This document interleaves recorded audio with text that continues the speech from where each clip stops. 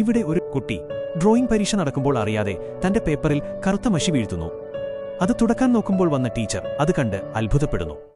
കാരണം അവൻ തുടച്ചപ്പോൾ അത് മനോഹരമായ ഒരു പെയിന്റിംഗ് ആയി മാറിയിരുന്നു. അങ്ങനെ അവന് 1ാം സമ്മാനം ലഭിക്കുന്നു. സ്കൂളിലുള്ള എല്ലാവരും അവനെ അഭിനന്ദിക്കുമ്പോൾ എന്താണ് സംഭവിക്കുന്നത് എന്ന് മനസ്സിലാകാതെ അവൻ അന്തം വിട്ടു നിൽക്കുകയാണ്. അടുത്തതായി കണക്ക് പരീക്ഷയിലൊന്നും അറിയാത്തതുകൊണ്ട് അവൻ ഒരു ഡൈസ് ഉരുട്ടിക്കളിച്ചാണ് ഉത്തരങ്ങൾ എഴുതുന്നത്. എന്നാൽ അവന്റെ ഭാഗ്യത്തിന് ആ ഉത്തരങ്ങളെല്ലാം ശരിയാവുകയും മുഴുവൻ മാർക്ക് കിട്ടി അവന് അടുത്ത അവാർഡും ലഭിക്കുകയും ചെയ്യുന്നു. ഇതിൽ ദേഷ്യം വന്ന അവൻ അടുത്ത പരീക്ഷയിലൊന്നും എഴുതാതെ വെറുതെയിരിക്കുന്നു. എന്നാൽ ആ പരീക്ഷയിലെ ചോദ്യപേപ്പർ തന്നെ തെറ്റായിരുന്നുവെന്നും അത് അവൻ കണ്ടുപിടിച്ചതാണെന്നും പറഞ്ഞ് അവന് വീണ്ടും അവാർഡ് കൊടുക്കുന്നു. അങ്ങനെയൊന്നും അറിയാതെ തന്നെ അവൻ ക്ലാസ്സിലെ ടോപ്പറായി മാറുന്നു. അവൻ വളർന്നു വലിയ ആളായ ശേഷവും ഈ ഭാഗ്യം അവന് വിട്ടുപോകുന്നില്ല. ജോലി ചെയ്യുന്ന കമ്പനിയിൽ അവന് തുടർച്ചയായി പ്രൊമോഷൻ ലഭിക്കുന്നു. അതുമാത്രമല്ല, ലോട്ടറി അടിച്ചുകൊണ്ടേയിരിക്കുന്നു. ഇത്രയൊക്കെ ഉണ്ടായിട്ടും അവന് യാതൊരു സന്തോഷവും ഉണ്ടായിരുന്നില്ല. ഒടുവിൽ ഈ ഭാഗ്യം കാരണം മടുത്ത അവൻ ആകാശത്തേക്ക് നോക്കി എന്റെ മേൽ ഇടിമിന്നൽ വീണ് ഞാൻ ചത്തുപോയെങ്കിൽ എന്ന് പറഞ്ഞ് നിലവിളിക്കുന്നു.